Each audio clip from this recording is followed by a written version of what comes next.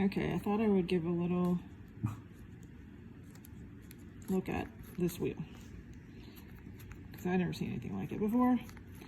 So you can see it's got this threaded hubcap.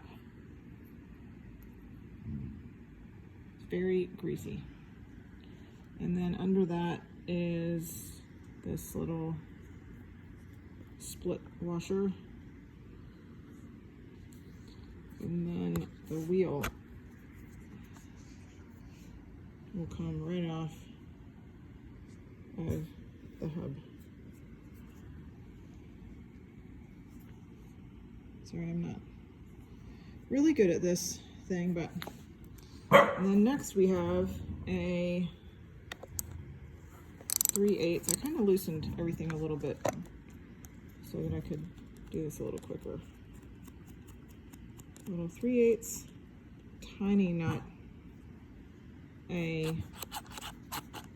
another split washer, the hub with the bearings, which are English 7mm, I think. And obviously we have this hub that they're sitting in, and then this shield on the back of the hub assembly, which I guess is going to keep some dirt out of the bearings, but not that much because they're real dirty.